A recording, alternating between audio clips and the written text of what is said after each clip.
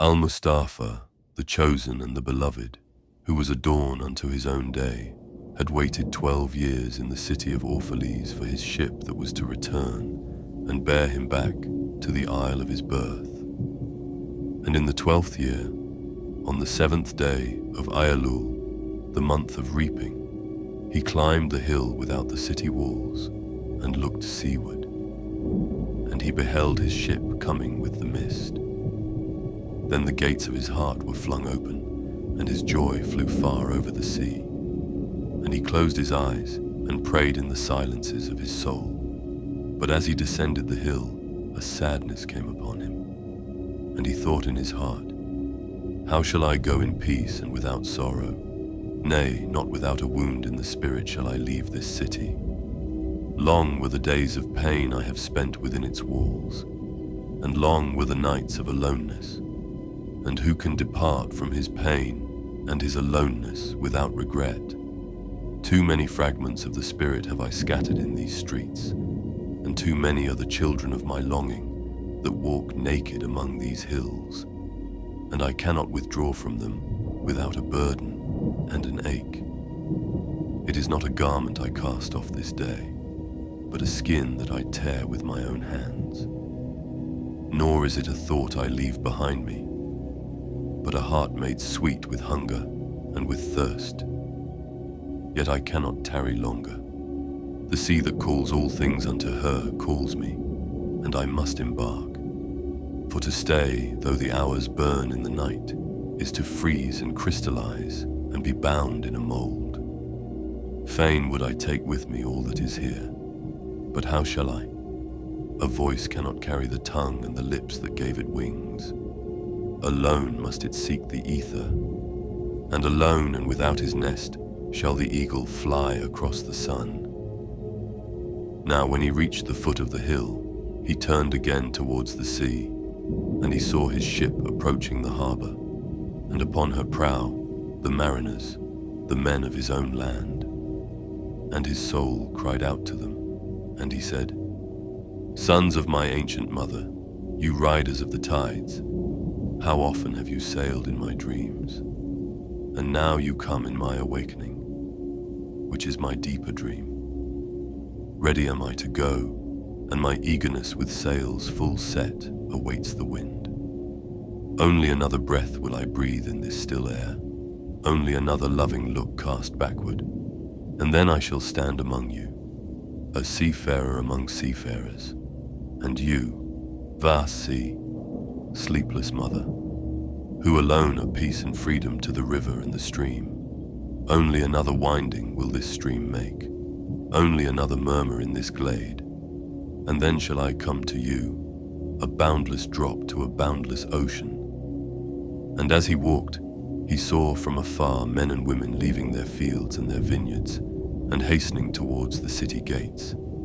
And he heard their voices calling his name, and shouting from field to field, telling one another of the coming of his ship. And he said to himself, shall the day of parting be the day of gathering? And shall it be said that my eve was in truth my dawn? And what shall I give unto him who has left his plough in mid-furrow, or to him who has stopped the wheel of his winepress? Shall my heart become a tree heavy laden with fruit that I may gather and give unto them? And shall my desires flow like a fountain that I may fill their cups? Am I a harp that the hand of the mighty may touch me, or a flute that his breath may pass through me? A seeker of silences am I, and what treasure have I found in silences that I may dispense with confidence? If this is my day of harvest, in what fields have I sowed the seed, and in what unremembered seasons? If this indeed be the hour in which I lift up my lantern, it is not my flame that shall burn therein. Empty and dark shall I raise my lantern, and the guardian of the night shall fill it with oil, and he shall light it also. These things he said in words, but much in his heart remained unsaid, for he himself could not speak his deeper secret. And when he entered into the city, all the people came to meet him, and they were crying out to him as with one voice.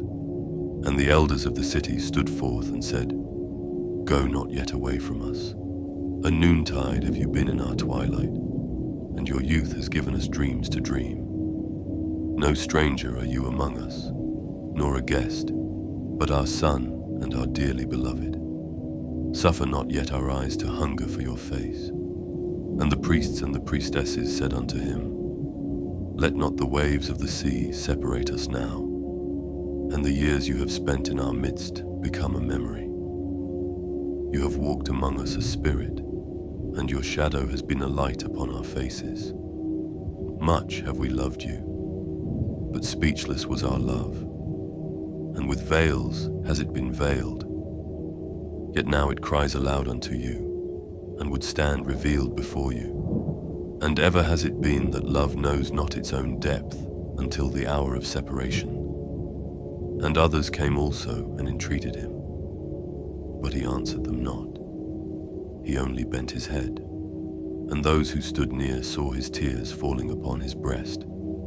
And he and the people proceeded towards the great square before the temple. And there came out of the sanctuary a woman whose name was Almitra, and she was a seeress. And he looked upon her with exceeding tenderness, for it was she who had first sought and believed in him when he had been but a day in their city. And she hailed him, saying, Prophet of God, in quest of the uttermost, long have you searched the distances for your ship, and now your ship has come, and you must needs go. Deep is your longing for the land of your memories, and the dwelling place of your greater desires, and our love would not bind you, nor our needs hold you. Yet this we ask ere you leave us, that you speak to us, and give us of your truth, and we will give it unto our children, and they unto their children, and it shall not perish. In your aloneness you have watched with our days, and in your wakefulness you have listened to the weeping and the laughter of our sleep. Now therefore disclose us to ourselves, and tell us all that has been shown you of that which is between birth and death.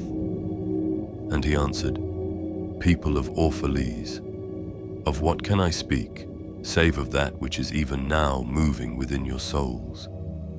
Then said Almitra, Speak to us of love. And he raised his head and looked upon the people, and there fell a stillness upon them. And with a great voice he said, When love beckons to you, follow him, though his ways are hard and steep. And when his wings enfold you, yield to him, though the sword hidden among his pinions may wound you. And when he speaks to you, believe in him, though his voice may shatter your dreams as the north wind lays waste the garden. For even as love crowns you, so shall he crucify you. Even as he is for your growth, so is he for your pruning. Even as he ascends to your height, and caresses your tenderest branches that quiver in the sun, so shall he descend to your roots and shake them in their clinging to the earth.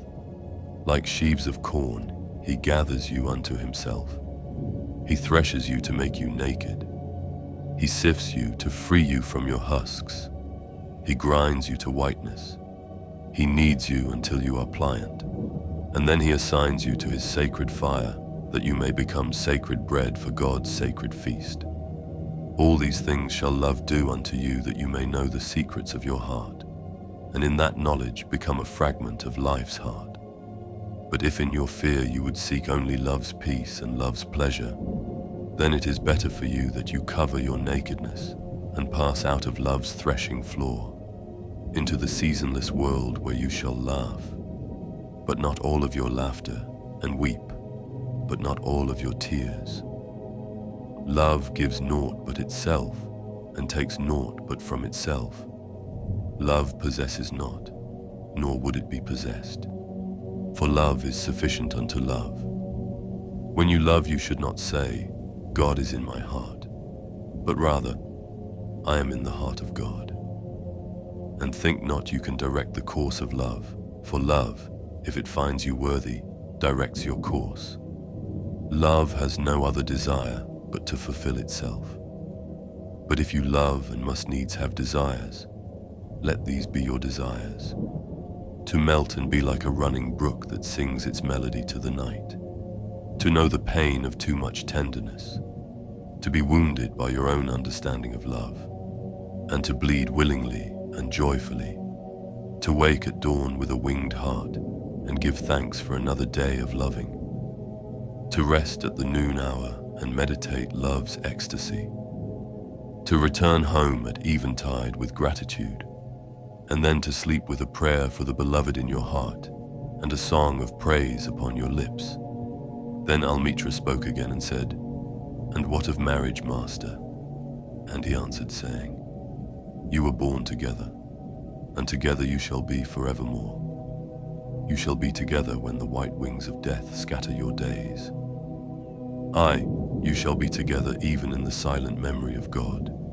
But let there be spaces in your togetherness, and let the winds of the heavens dance between you. Love one another, but make not a bond of love. Let it rather be a moving sea between the shores of your souls. Fill each other's cup, but drink not from one cup. Give one another of your bread, but eat not from the same loaf. Sing and dance together and be joyous, but let each one of you be alone, even as the strings of a lute are alone though they quiver with the same music. Give your hearts, but not into each other's keeping, for only the hand of life can contain your hearts. And stand together, yet not too near together, for the pillars of the temple stand apart, and the oak tree and the cypress grow not in each other's shadow. And a woman who held a babe against her bosom said, "Speak to us of children." And he said, "Your children are not your children. They are the sons and daughters of life's longing for itself. They come through you, but not from you. And though they are with you yet, they belong not to you. You may give them your love, but not your thoughts, for they have their own thoughts. You may house their bodies, but not their souls, for their souls dwell in the house of tomorrow, which you cannot visit, not even in your dreams. You may strive to be like them, but seek not to make them like you, for life goes not backward, nor tarries with yesterday. You are the bows from which your children as living arrows are sent forth. The archer sees the mark upon the path of the infinite, and he bends you with his might, that his arrows may go swift and far. Let your bending in the archer's hand be for gladness, for even as he loves the arrow that flies, so he loves also the bow that is stable." Then said a rich man, "Speak to us of giving." And he answered, "You give but little when you give of your possessions. It is when you give of yourself that you truly give. For what are your possessions but things you keep and guard for fear you may need them tomorrow? And tomorrow, what shall tomorrow bring to the overprudent dog, burying bones in the trackless sand as he follows the pilgrims to the holy city? And what is fear of need but need itself? Is not dread of thirst when your well is full, the thirst that is unquenchable? There are those who give little of the much which they have, and they give it for recognition, and their hidden desire makes their gifts unwholesome. And there are those who have little and give it all. These are the believers in life and the bounty of life, and their coffer is never empty. There are those who give with joy, and that joy is their reward. And there are those who give with pain, and that pain is their baptism. And there are those who give, and know not pain in giving, nor do they seek joy, nor give with mindfulness of virtue. They give as in yonder valley the myrtle breathes its fragrance into space. Through the hands of such as these God speaks, and from behind their eyes he smiles upon the earth. It is well to give when asked, but it is better to give unasked through understanding. And to the open-handed the search for one who shall receive is joy greater than giving. And is there aught you would withhold? All you have shall someday be given. Therefore give now, that the season of giving may be yours and not your inheritors. You often say, "I would give, but only to the deserving." The trees in your orchard say not so, nor the flocks in your pasture. They give that they may live, for to withhold is to perish. Surely he who is worthy to receive his days and his nights is worthy of all else from you. And he who has deserved to drink from the ocean of life deserves to fill his cup from your little stream. And what desert greater shall there be than that which lies in the courage and the confidence, nay, the charity of receiving? And who are you that men should rend their bosom and unveil their pride, that you may see their worth naked and their pride unabashed? See first that you yourself deserve to be a giver and an instrument of giving. For in truth, it is life that gives unto life, while you, who deem yourself a giver, are but a witness. And you receivers, and you are all receivers, assume no weight of gratitude, lest you lay a yoke upon yourself and upon him who gives. Rather rise together with the giver on his gifts as on wings. For to be over-mindful of your debt is to doubt his generosity, who has the free-hearted earth for mother and God for father. Then an old man, a keeper of an inn, said, "Speak to us of eating and drinking." And he said, "Would that you could live on the fragrance of the earth, and like an air plant be sustained by the light. But since you must kill to eat, and rob the newly born of its mother's milk to quench your thirst, let it then be an act of worship, and let your board stand an altar on which the pure and the innocent of forest and plain are sacrificed for that which is purer and still more innocent in man.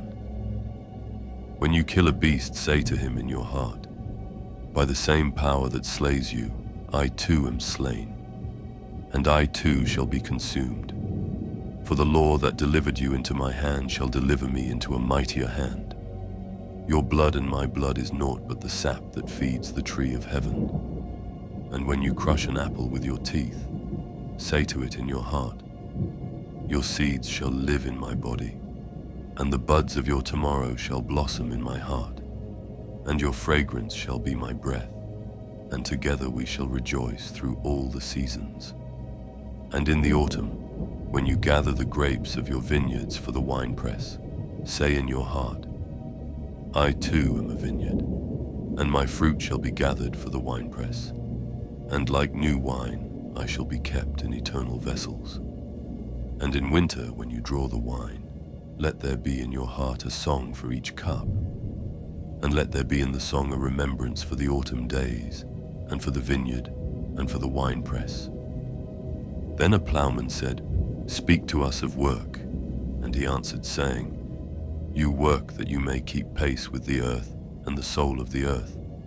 For to be idle is to become a stranger unto the seasons, and to step out of life's procession that marches in majesty and proud submission towards the infinite. When you work, you are a flute through whose heart the whispering of the hours turns to music. Which of you would be a reed, dumb and silent, when all else sings together in unison? Always you have been told that work is a curse and labor a misfortune. But I say to you that when you work, you fulfill a part of earth's furthest dream, assigned to you when that dream was born. And in keeping yourself with labor, you are in truth loving life. And to love life through labor is to be intimate with life's inmost secret. But if you in your pain call birth an affliction, and the support of the flesh a curse written upon your brow, then I answer that naught but the sweat of your brow shall wash away that which is written. You have been told also that life is darkness, and in your weariness you echo what was said by the weary. And I say that life is indeed darkness, save when there is urge, and all urge is blind, save when there is knowledge, and all knowledge is vain, save when there is work, and all work is empty, save when there is love. And when you work with love, you bind yourself to yourself, and to one another, and to God. And what is it to work with love? It is to weave the cloth with threads drawn from your heart, even as if your beloved were to wear that cloth. It is to build a house with affection, even as if your beloved were to dwell in that house.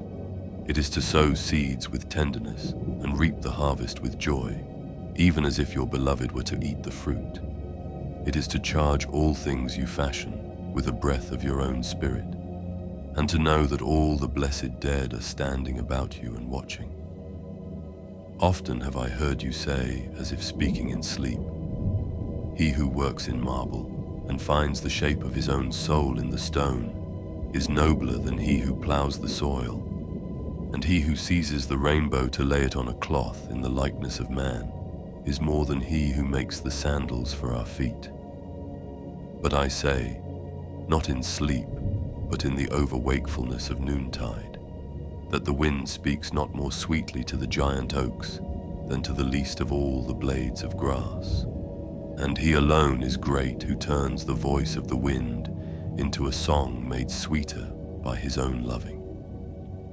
Work is love made visible. And if you cannot work with love but only with distaste, it is better that you should leave your work and sit at the gate of the temple and take alms of those who work with joy.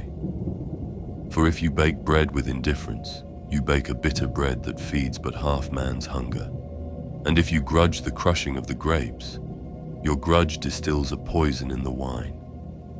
And if you sing though as angels, and love not the singing, you muffle man's ears to the voices of the day and the voices of the night.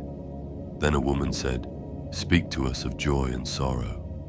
And he answered, "Your joy is your sorrow unmasked, and the self-same well from which your laughter rises was oftentimes filled with your tears. And how else can it be?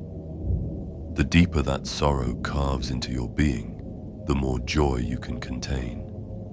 Is not the cup that holds your wine the very cup that was burned in the potter's oven?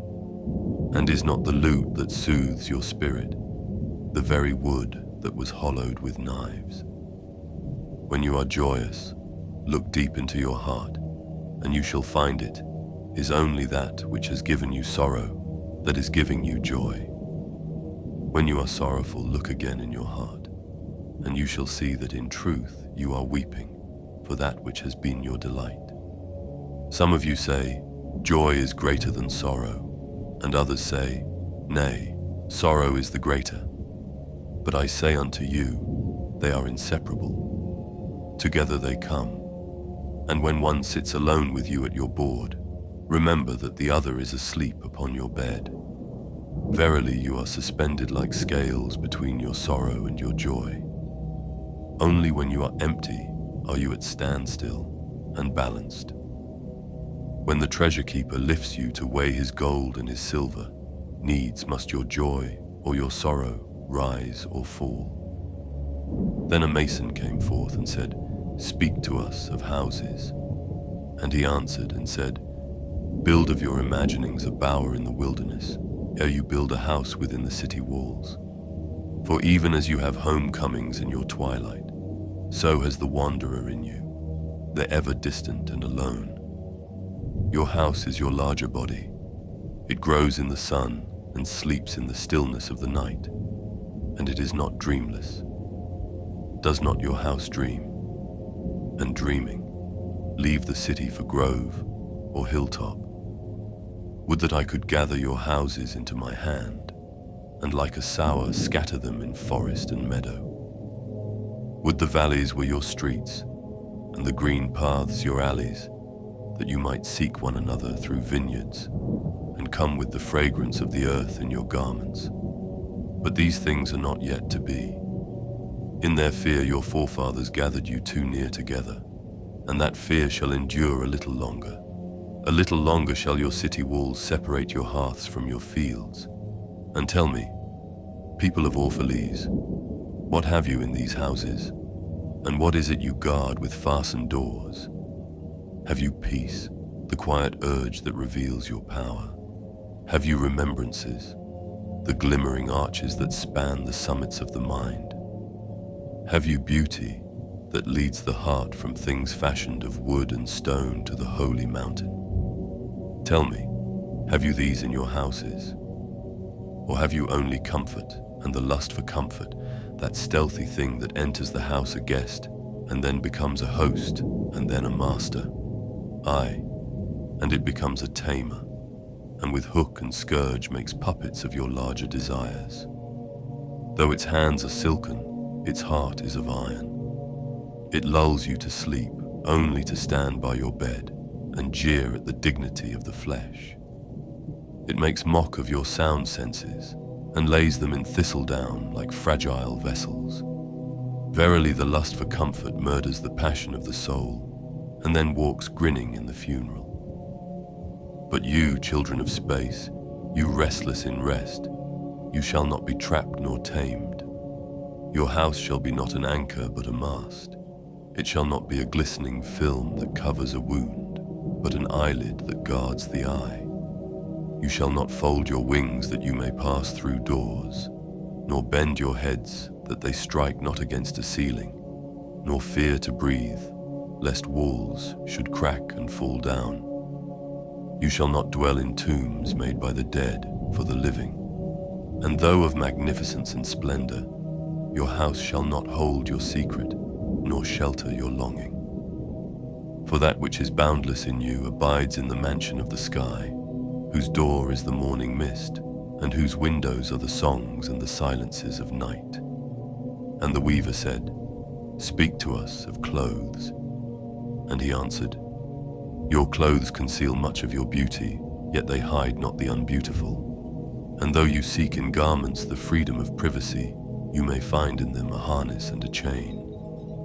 Would that you could meet the sun and the wind with more of your skin and less of your raiment, for the breath of life is in the sunlight, and the hand of life is in the wind. Some of you say, it is the north wind who has woven the clothes we wear. And I say, aye, it was the north wind, but shame was his loom, and the softening of the sinews was his thread. And when his work was done, he laughed in the forest. Forget not that modesty is for a shield against the eye of the unclean. And when the unclean shall be no more, what were modesty but a fetter and a fouling of the mind? And forget not that the earth delights to feel your bare feet, and the winds long to play with your hair. And a merchant said, "Speak to us of buying and selling." And he answered and said, "To you the earth yields her fruit, and you shall not want, if you but know how to fill your hands. It is in exchanging the gifts of the earth that you shall find abundance and be satisfied. Yet unless the exchange be in love and kindly justice, it will but lead some to greed and others to hunger. When in the marketplace you toilers of the sea and fields and vineyards meet the weavers and the potters and the gatherers of spices, invoke then the master spirit of the earth to come into your midst and sanctify the scales and the reckoning that weighs value against value, and suffer not the barren-handed to take part in your transactions, who would sell their words for your labor. To such men you should say, come with us to the field, or go with our brothers to the sea and cast your net, for the land and the sea shall be bountiful to you even as to us. And if there come the singers and the dancers and the flute players, buy of their gifts also, for they too are gatherers of fruit and frankincense, and that which they bring, though fashioned of dreams, is raiment and food for your soul. And before you leave the marketplace, see that no one has gone his way with empty hands. For the master spirit of the earth shall not sleep peacefully upon the wind till the needs of the least of you are satisfied. Then one of the judges of the city stood forth and said, "Speak to us of crime and punishment." And he answered, saying, "It is when your spirit goes wandering upon the wind, that you, alone and unguarded, commit a wrong unto others, and therefore unto yourself. And for that wrong committed, must you knock and wait a while, unheeded at the gate of the blessed. Like the ocean is your God self, it remains forever undefiled. And like the ether it lifts but the winged, even like the sun is your God self. It knows not the ways of the mole, nor seeks it the holes of the serpent. But your God self dwells not alone in your being, Much in you is still man, and much in you is not yet man, but a shapeless pygmy that walks asleep in the mist, searching for its own awakening. And of the man in you would I now speak, for it is he and not your God self, nor the pygmy in the mist, that knows crime and the punishment of crime. Oftentimes have I heard you speak of one who commits a wrong, as though he were not one of you, but a stranger unto you, and an intruder upon your world. But I say that even as the holy and the righteous cannot rise beyond the highest, which is in each one of you, so the wicked and the weak cannot fall lower than the lowest, which is in you also. And as a single leaf turns not yellow, but with the silent knowledge of the whole tree, so the wrongdoer cannot do wrong without the hidden will of you all. Like a procession you walk together towards your God self. You are the way and the wayfarers. And when one of you falls down, he falls for those behind him, a caution against the stumbling stone. Aye, and he falls for those ahead of him, who though faster and surer of foot, yet removed not the stumbling stone. And this also, though the word lie heavy upon your hearts, the murdered is not unaccountable for his own murder, and the robbed is not blameless in being robbed. The righteous is not innocent of the deeds of the wicked, and the white-handed is not clean in the doings of the felon. Yea, the guilty is oftentimes the victim of the injured, and still more often the condemned is the burden-bearer for the guiltless and unblamed. You cannot separate the just from the unjust, and the good from the wicked. For they stand together before the face of the sun, even as the black thread and the white are woven together.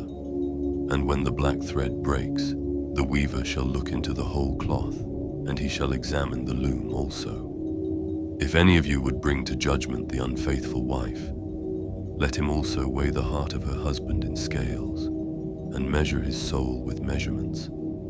And let him who would lash the offender look unto the spirit of the offended. And if any of you would punish in the name of righteousness, and lay the axe unto the evil tree, let him see to its roots. And verily he will find the roots of the good and the bad, the fruitful and the fruitless, all entwined together in the silent heart of the earth. And you judges, who would be just, what judgment pronounce you upon him, who though honest in the flesh yet is a thief in spirit? What penalty lay you upon him, who slays in the flesh yet is himself slain in the spirit? And how prosecute you him, who in action is a deceiver and an oppressor, yet who also is aggrieved and outraged? And how shall you punish those whose remorse is already greater than their misdeeds? Is not remorse the justice which is administered by that very law which you would fain serve? Yet you cannot lay remorse upon the innocent, nor lift it from the heart of the guilty. Unbidden shall it call in the night, that men may wake and gaze upon themselves. And you who would understand justice, how shall you unless you look upon all deeds in the fullness of light? Only then shall you know that the erect and the fallen are but one man standing in twilight between the night of his pygmy self and the day of his God self, and that the cornerstone of the temple is not higher than the lowest stone in its foundation. Then a lawyer said, "But what of our laws, master?" And he answered, "You delight in laying down laws, yet you delight more in breaking them. Like children playing by the ocean, who build sand towers with constancy, and then destroy them with laughter. But while you build your sand towers, the ocean brings more sand to the shore, and when you destroy them, the ocean laughs with you. Verily the ocean laughs always with the innocent. But what of those to whom life is not an ocean, and man-made laws are not sand towers, but to whom life is a rock, and the law a chisel, with which they would carve it in their own likeness? What of the cripple who hates dancers? What of the ox who loves his yoke and deems the elk and deer of the forest stray and vagrant things? What of the old serpent who cannot shed his skin and calls all others naked and shameless? And of him who comes early to the wedding feast and when overfed and tired goes his ways, saying that all feasts are violation and all feasters lawbreakers. What shall I say of these, save that they too stand in the sunlight, but with their backs to the sun? They see only their shadows, and their shadows are their laws. And what is the sun to them but a caster of shadows? And what is it to acknowledge the laws, but to stoop down and trace their shadows upon the earth? But you who walk facing the sun, what images drawn on the earth can hold you? You who travel with the wind, what weather vane shall direct your course? What man's law shall bind you if you break your yoke, but upon no man's prison door? What laws shall you fear if you dance but stumble against no man's iron chains? And who is he that shall bring you to judgment if you tear off your garment, yet leave it in no man's path? People of Orphalese, you can muffle the drum, and you can loosen the strings of the lyre, but who shall command the skylark not to sing? And an orator said, "Speak to us of freedom." And he answered, "At the city gate and by your fireside I have seen you prostrate yourself and worship your own freedom, even as slaves humble themselves before a tyrant and praise him though he slays them. Aye, in the grove of the temple and in the shadow of the citadel, I have seen the freest among you wear their freedom as a yoke and a handcuff, and my heart bled within me. For you can only be free when even the desire of seeking freedom becomes a harness to you, and when you cease to speak of freedom as a goal and a fulfillment. You shall be free indeed when your days are not without a care, nor your nights without a want and a grief, but rather when these things girdle your life, and yet you rise above them naked and unbound. And how shall you rise beyond your days and nights, unless you break the chains, which you at the dawn of your understanding have fastened around your noon hour? In truth, that which you call freedom is the strongest of these chains, though its links glitter in the sun and dazzle your eyes. And what is it but fragments of your own self you would discard, that you may become free? If it is an unjust law you would abolish, that law was written with your own hand upon your own forehead. You cannot erase it by burning your law books, nor by washing the foreheads of your judges, though you pour the sea upon them. And if it is a despot you would dethrone, see first that his throne erected within you is destroyed. For how can a tyrant rule the free and the proud, but for a tyranny in their own freedom, and a shame in their own pride? And if it is a care you would cast off, that cart has been chosen by you rather than imposed upon you. And if it is a fear you would dispel, the seat of that fear is in your heart, and not in the hand of the feared. Verily all things move within your being, in constant half-embrace, the desired and the dreaded, the repugnant and the cherished, the pursued and that which you would escape. These things move within you as lights and shadows in pairs that cling, and when the shadow fades and is no more, the light that lingers becomes a shadow to another light. And thus your freedom, when it loses its fetters, becomes itself the fetter of a greater freedom. And the priestess spoke again and said, "Speak to us of reason and passion." And he answered, saying, "Your soul is oftentimes a battlefield, upon which your reason and your judgment wage war against your passion and your appetite. Would that I could be the peacemaker in your soul, that I might turn the discord and the rivalry of your elements into oneness and melody. But how shall I, unless you yourselves be also the peacemakers, nay, the lovers of all your elements? Your reason and your passion are the rudder and the sails of your seafaring soul. If either your sails or your rudder be broken, you can but toss and drift, or else be held at a standstill in mid-seas.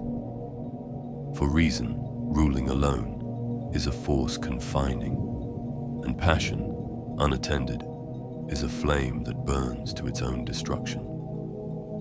Therefore let your soul exalt your reason to the height of passion, that it may sing, and let it direct your passion with reason, that your passion may live through its own daily resurrection, and like the phoenix rise above its own ashes. I would have you consider your judgment and your appetite, even as you would two loved guests in your house. Surely you would not honor one guest above the other, for he who is more mindful of one loses the love and the faith of both. Among the hills, when you sit in the cool shade of the white poplars, sharing the peace and serenity of distant fields and meadows, then let your heart say in silence, God rests in reason.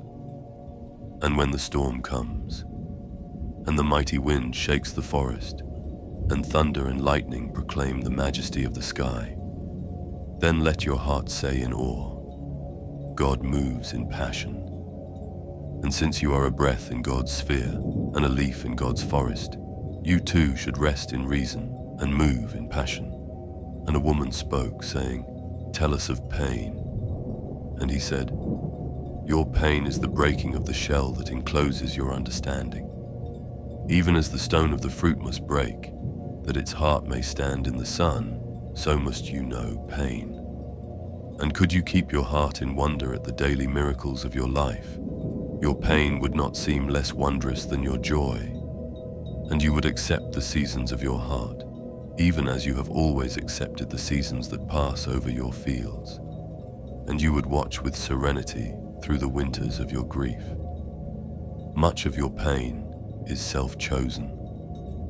It is the bitter potion by which the physician within you heals your sick self.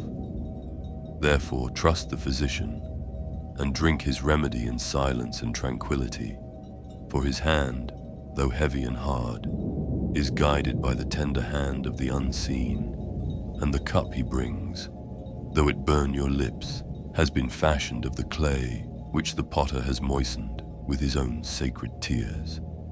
And a man said, Speak to us of self-knowledge. And he answered, saying, Your hearts know in silence the secrets of the days and the nights, but your ears thirst for the sound of your heart's knowledge. You would know in words that which you have always known in thought. You would touch with your fingers the naked body of your dreams. And it is well you should. The hidden wellspring of your soul must needs rise and run murmuring to the sea, and the treasure of your infinite depths would be revealed to your eyes. But let there be no scales to weigh your unknown treasure, and seek not the depths of your knowledge with staff or sounding line, for self is a sea boundless and measureless. Say not, I have found the truth, but rather, I have found a truth. Say not, I have found the path of the soul. Say rather, I have met the soul walking upon my path. For the soul walks upon all paths. The soul walks not upon a line, neither does it grow like a reed. The soul unfolds itself like a lotus of countless petals. Then said a teacher, Speak to us of teaching. And he said, No man can reveal to you aught but that which already lies half asleep in the dawning of your knowledge. The teacher who walks in the shadow of the temple among his followers gives not of his wisdom, but rather of his faith and his lovingness. If he is indeed wise, he does not bid you enter the house of his wisdom, but rather leads you to the threshold of your own mind. The astronomer may speak to you of his understanding of space, but he cannot give you his understanding. The musician may sing to you of the rhythm which is in all space, but he cannot give you the ear which arrests the rhythm nor the voice that echoes it. And he who is versed in the science of numbers can tell of the regions of weight and measure, but he cannot conduct you thither. For the vision of one man lends not its wings to another man. And even as each one of you stands alone in God's knowledge, so must each one of you be alone in his knowledge of God and in his understanding of the earth. And a youth said, Speak to us of friendship. And he answered, saying, Your friend is your needs answered. He is your field which you sow with love, and reap with thanksgiving. And he is your board and your fireside. For you come to him with your hunger, and you seek him for peace. When your friend speaks his mind, you fear not the nay in your own mind, nor do you withhold the I. And when he is silent, your heart ceases not to listen to his heart. For without words, in friendship, all thoughts, all desires, all expectations are born and shared, with joy that is unacclaimed. When you part from your friend, you grieve not, for that which you love most in him may be clearer in his absence, as the mountain to the climber is clearer from the plain. And let there be no purpose in friendship, save the deepening of the spirit. For love that seeks aught but the disclosure of its own mystery is not love, but a net cast forth, and only the unprofitable is caught. And let your best be for your friend. If he must know the ebb of your tide, let him know its flood also. For what is your friend that you should seek him with hours to kill? Seek him always with hours to live, for it is his to fill your need, but not your emptiness. And in the sweetness of friendship, let there be laughter and sharing of pleasures. For in the dew of little things the heart finds its morning and is refreshed. And then a scholar said, "Speak of talking." And he answered, saying, "You talk when you cease to be at peace with your thoughts, and when you can no longer dwell in the solitude of your heart, you live in your lips. And sound is a diversion and a pastime, and in much of your talking, thinking is half murdered. For thought is a bird of space, that in a cage of words may indeed unfold its wings, but cannot fly. There are those among you who seek the talkative through fear of being alone. The silence of aloneness reveals to their eyes their naked selves, and they would escape. And there are those who talk, and without knowledge or forethought, reveal a truth which they themselves do not understand. And there are those who have the truth within them, but they tell it not in words. In the bosom of such as these, the spirit dwells in rhythmic silence. When you meet your friend on the roadside or in the marketplace, let the spirit in you move your lips and direct your tongue. Let the voice within your voice speak to the ear of his ear, for his soul will keep the truth of your heart as the taste of the wine is remembered, when the color is forgotten and the vessel is no more. And an astronomer said, "Master, what of time?" And he answered, "You would measure time, the measureless and the immeasurable. You would adjust your conduct and even direct the course of your spirit according to hours and seasons. Of time you would make a stream upon whose bank you would sit and watch its flowing.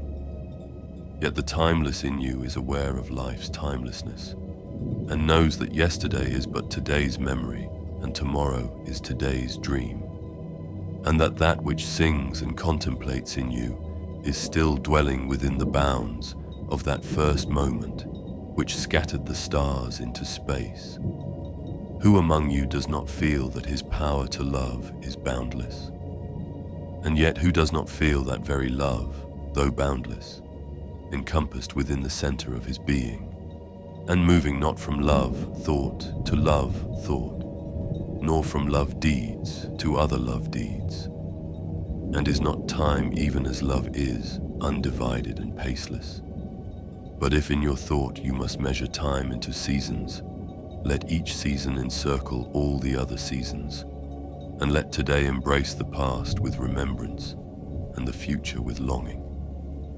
And one of the elders of the city said, "Speak to us of good and evil." And he answered, "Of the good in you I can speak, but not of the evil. For what is evil but good tortured by its own hunger and thirst? Verily, when good is hungry, it seeks food even in dark caves, and when it thirsts, it drinks even of dead waters.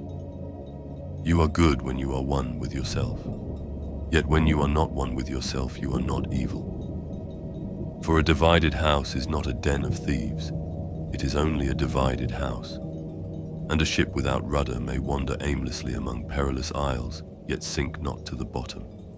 You are good when you strive to give of yourself, yet you are not evil when you seek gain for yourself.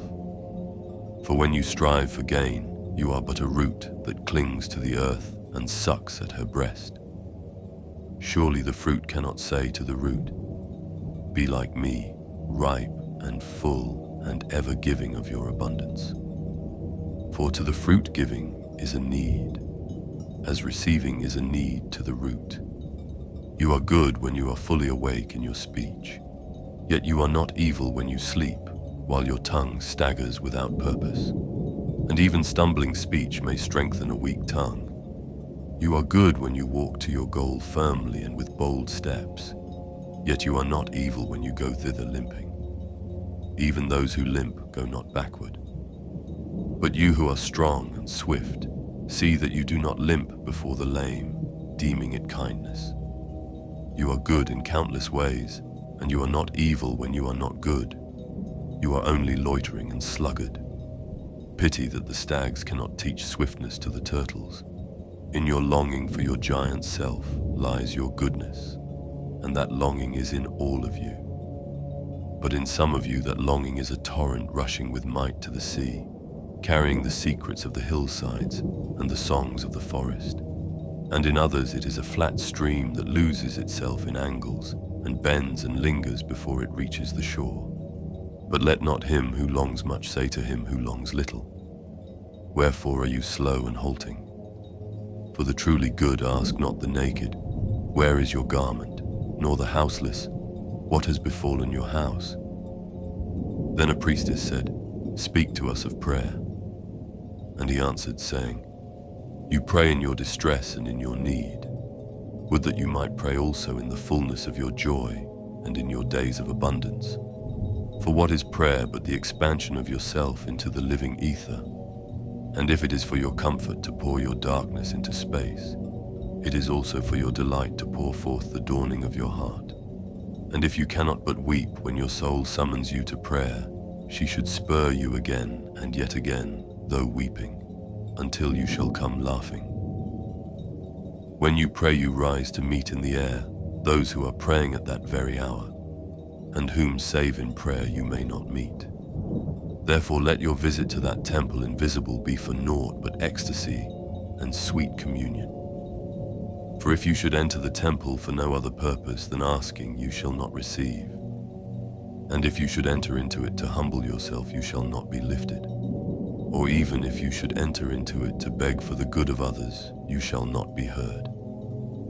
It is enough that you enter the temple invisible. I cannot teach you how to pray in words. God listens not to your words, save when he himself utters them through your lips. And I cannot teach you the prayer of the seas and the forests and the mountains. But you who are born of the mountains and the forests and the seas can find their prayer in your heart. And if you but listen in the stillness of the night, you shall hear them saying in silence, "Our God, who art our winged self, it is thy will in us that willeth. It is thy desire in us that desireth. It is thy urge in us that would turn our nights, which are thine, into days which are thine also. We cannot ask thee for aught, for thou knowest our needs before they are born in us. Thou art our need. And in giving us more of thyself, thou givest us all." Then a hermit, who visited the city once a year, came forth and said, "Speak to us of pleasure." And he answered, saying, "Pleasure is a freedom song, but it is not freedom. It is the blossoming of your desires, but it is not their fruit. It is a depth calling unto a height, but it is not the deep nor the high. It is the caged taking wing, but it is not space encompassed. Aye, in very truth, pleasure is a freedom song, and I fain would have you sing it with fullness of heart, yet I would not have you lose your hearts in the singing. Some of your youth seek pleasure as if it were all, and they are judged and rebuked. I would not judge nor rebuke them. I would have them seek, for they shall find pleasure, but not her alone. 7 are her sisters, and the least of them is more beautiful than pleasure. Have you not heard of the man who was digging in the earth for roots and found a treasure? And some of your elders remember pleasures with regret, like wrongs committed in drunkenness. But regret is the beclouding of the mind, and not its chastisement. They should remember their pleasures with gratitude, as they would the harvest of a summer. Yet if it comforts them to regret, let them be comforted. And there are among you those who are neither young to seek nor old to remember. And in their fear of seeking and remembering they shun all pleasures, lest they neglect the Spirit or offend against it. But even in their foregoing is their pleasure. And thus they too find a treasure, though they dig for roots with quivering hands. But tell me, who is he that can offend the Spirit? Shall the nightingale offend the stillness of the night, or the firefly the stars? And shall your flame or your smoke burden the wind? Think you the Spirit is a still pool which you can trouble with a staff?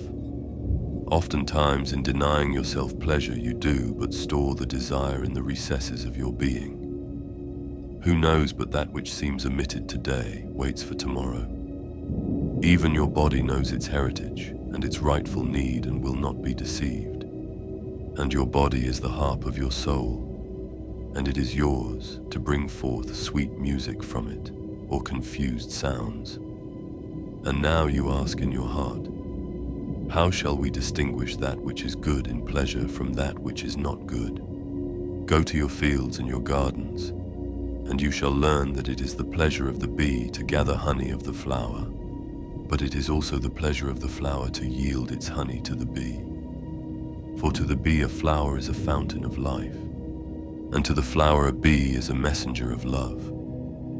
And to both, bee and flower, the giving and the receiving of pleasure is a need and an ecstasy. People of Orphalese, be in your pleasures like the flowers and the bees. And a poet said, speak to us of beauty. And he answered, where shall you seek beauty, and how shall you find her, unless she herself be your way and your guide? And how shall you speak of her except she be the weaver of your speech? The aggrieved and the injured say, beauty is kind and gentle.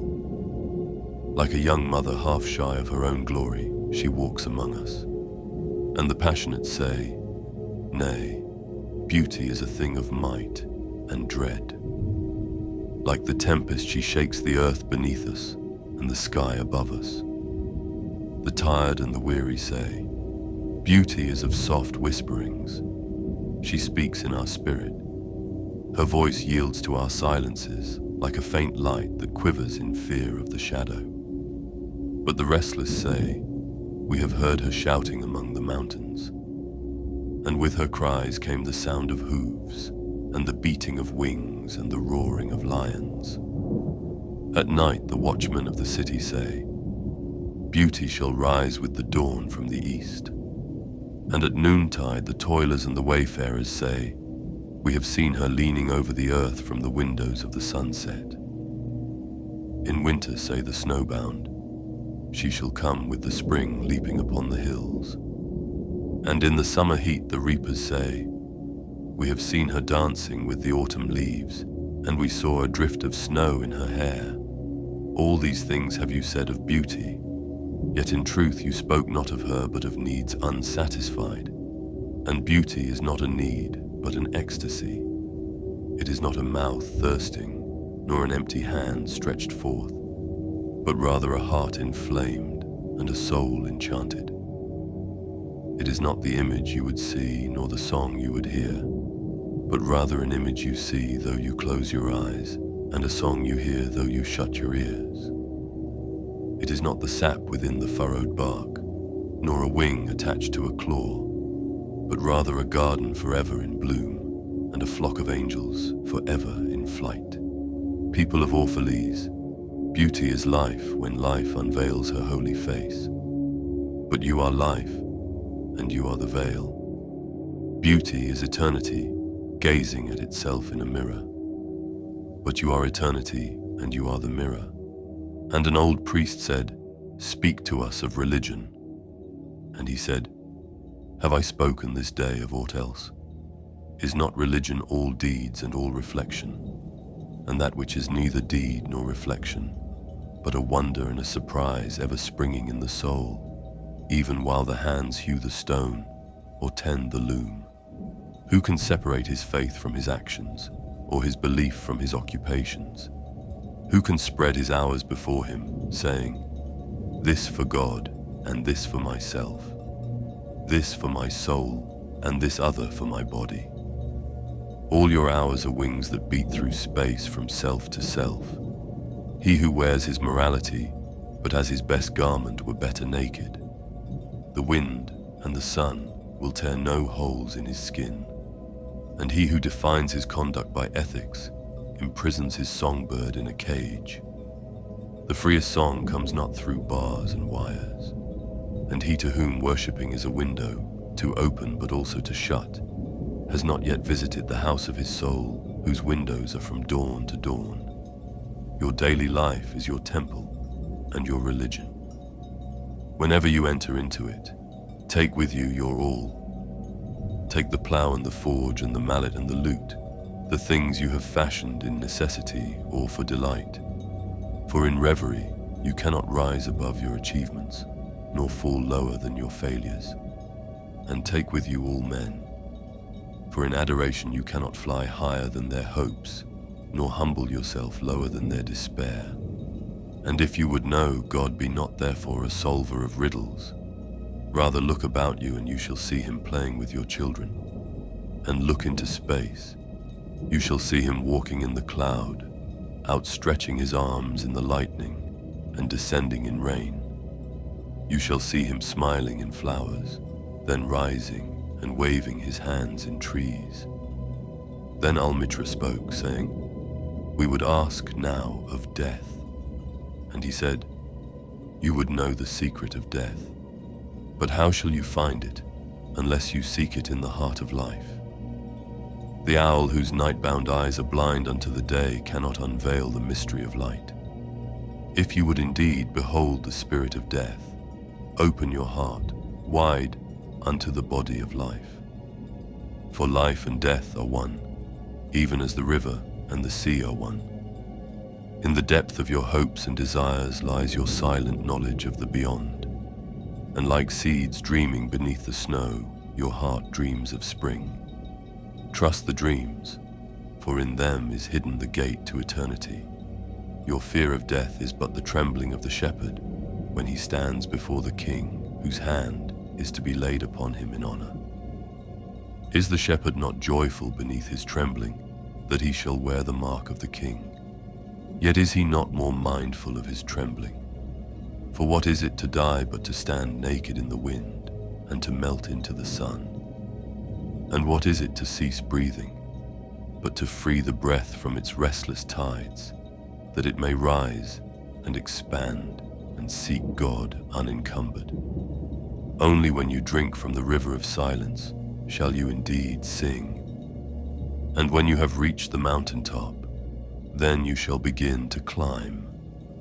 And when the earth shall claim your limbs, then shall you truly dance. And now it was evening. And Almustafa the seeress said, blessed be this day and this place and your spirit that has spoken. And he answered, was it I who spoke? Was I not also a listener? Then he descended the steps of the temple, and all the people followed him. And he reached his ship and stood upon the deck. And facing the people again, he raised his voice and said, people of Orphalese, the wind bids me leave you. Less hasty am I than the wind, yet I must go. We wanderers, ever seeking the lonelier way, begin no day where we have ended another day. And no sunrise finds us where sunset left us. Even while the earth sleeps we travel. We are the seeds of the tenacious plant, and it is in our ripeness and our fullness of heart that we are given to the wind and are scattered.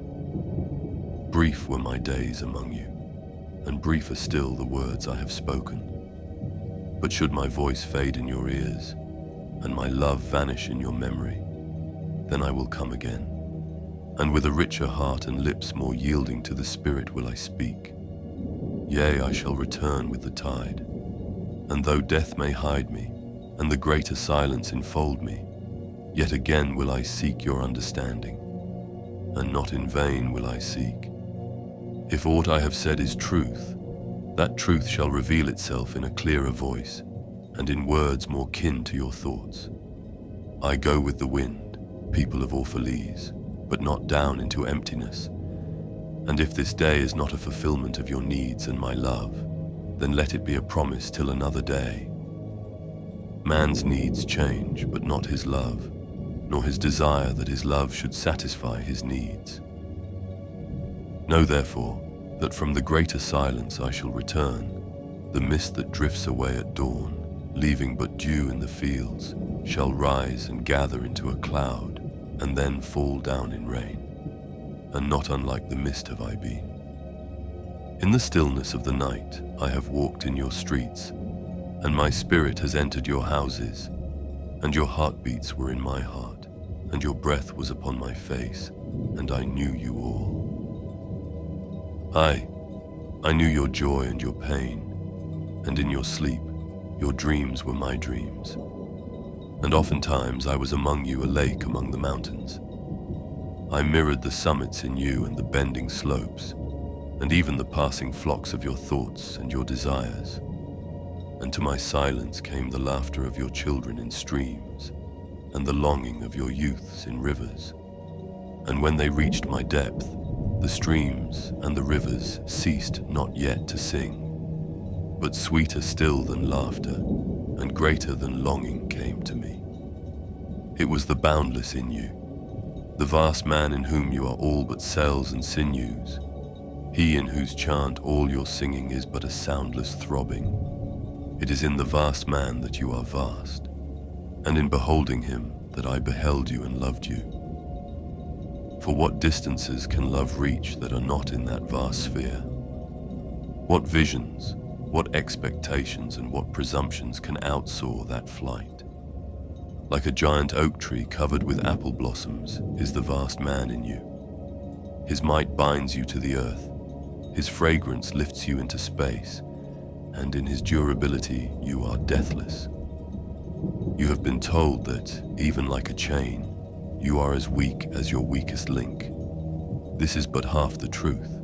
You are also as strong as your strongest link. To measure you by your smallest deed is to reckon the power of ocean by the frailty of its foam. To judge you by your failures is to cast blame upon the seasons for their inconstancy. You are like an ocean, and though heavy-grounded ships await the tide upon your shores, yet even like an ocean, you cannot hasten your tides. And like the seasons you are also, and though in your winter you deny your spring, yet spring reposing within you smiles in her drowsiness and is not offended. Think not I say these things in order that you may say the one to the other, he praised us well, he saw but the good in us. I only speak to you in words of that which you yourselves know in thought. And what is word knowledge but a shadow of wordless knowledge? Your thoughts and my words are waves from a sealed memory that keeps records of our yesterdays, and of the ancient days when the earth knew not us nor herself, and of nights when earth was upwrought with confusion. Wise men have come to you to give you of their wisdom. I came to take of your wisdom, and behold, I have found that which is greater than wisdom. It is a flame spirit in you ever gathering more of itself, while you, heedless of its expansion, bewail the withering of your days. It is life in quest of life in bodies that fear the grave. There are no graves here. These mountains and plains are a cradle and a stepping stone. Whenever you pass by the field where you have laid your ancestors, look well thereupon, and you shall see yourselves and your children dancing hand in hand. Verily, you often make merry without knowing. Others have come to you, to whom for golden promises made unto your faith you have given but riches and power and glory. Less than a promise have I given, and yet more generous have you been to me. You have given me my deeper thirsting after life, Surely there is no greater gift to a man than that which turns all his aims into parching lips and all life into a fountain. And in this lies my honor and my reward, that whenever I come to the fountain to drink, I find the living water itself thirsty, and it drinks me while I drink it. Some of you have deemed me proud and over-shy to receive gifts. Too proud indeed am I to receive wages, but not gifts. And though I have eaten berries among the hills, when you would have had me sit at your board, and slept in the portico of the temple when you would gladly have sheltered me, yet was it not your loving mindfulness of my days and my nights that made food sweet to my mouth and girdled my sleep with visions? For this I bless you most. You give much, and know not that you give at all. Verily, the kindness that gazes upon itself in a mirror turns to stone, and a good deed that calls itself by tender names becomes the parent to a curse. And some of you have called me aloof and drunk with my own aloneness, and you have said, "He holds counsel with the trees of the forest, but not with men. He sits alone on hilltops and looks down upon our city." True it is that I have climbed the hills and walked in remote places. How could I have seen you save from a great height or a great distance? How can one be indeed near unless he be far? And others among you called unto me, not in words, and they said, "Stranger, stranger, lover of unreachable heights, why dwell you among the summits where eagles build their nests? Why seek you the unattainable? What storms would you trap in your net? And what vaporous birds do you hunt in the sky? Come and be one of us.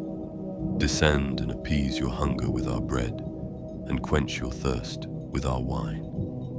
In the solitude of their souls they said these things, but were their solitude deeper, they would have known that I sought but the secret of your joy and your pain. And I hunted only your larger selves that walk the sky, but the hunter was also the hunted. For many of my arrows left my bow only to seek my own breast, and the flyer was also the creeper. For when my wings were spread in the sun, their shadow upon the earth was a turtle. And I, the believer, was also the doubter. For often have I put my finger in my own wound, that I might have the greater belief in you and the greater knowledge of you. And it is with this belief and this knowledge that I say, you are not enclosed within your bodies, nor confined to houses or fields. That which is you dwells above the mountain and roves with the wind. It is not a thing that crawls into the sun for warmth or digs holes into darkness for safety, but a thing free, a spirit that envelops the earth and moves in the ether. If these be vague words, then seek not to clear them. Vague and nebulous is the beginning of all things, but not their end, and I fain would have you remember me as a beginning. Life, and all that lives, is conceived in the mist and not in the crystal. And who knows but a crystal is mist in decay? This would I have you remember in remembering me. That which seems most feeble and bewildered in you is the strongest and most determined. Is it not your breath that has erected and hardened the structure of your bones? And is it not a dream which none of you remember having dreamt that builded your city and fashioned all there is in it? Could you but see the tides of that breath, you would cease to see all else. And if you could hear the whispering of the dream, you would hear no other sound. But you do not see, nor do you hear, and it is well. The veil that clouds your eyes shall be lifted by the hands that wove it, and the clay that fills your ears shall be pierced by those fingers that kneaded it, and you shall see, and you shall hear. Yet you shall not deplore having known blindness, nor regret having been deaf. For in that day you shall know the hidden purposes in all things, and you shall bless darkness as you would bless light. After saying these things, he looked about him, and he saw the pilot of his ship standing by the helm, and gazing now at the full sails, and now at the distance. And he said, "Patient, over patient, is the captain of my ship. The wind blows, and restless are the sails. Even the rudder begs direction. Yet quietly my captain awaits my silence. And these my mariners, who have heard the choir of the greater sea, they too have heard me patiently. Now they shall wait no longer. I am ready. The stream has reached the sea, and once more the great mother holds her son against her breast. Fare you well, people of Orphalese. This day has ended. It is closing upon us, even as the water lily upon its own tomorrow. What was given us here we shall keep. And if it suffices not, then again must we come together, and together stretch our hands unto the giver. Forget not that I shall come back to you. A little while, and my longing shall gather dust and foam for another body. A little while, a moment of rest upon the wind, and another woman shall bear me. Farewell to you and the youth I have spent with you. It was but yesterday we met in a dream. You have sung to me in my aloneness, and I of your longings have built a tower in the sky. But now our sleep has fled, and our dream is over, and it is no longer dawn.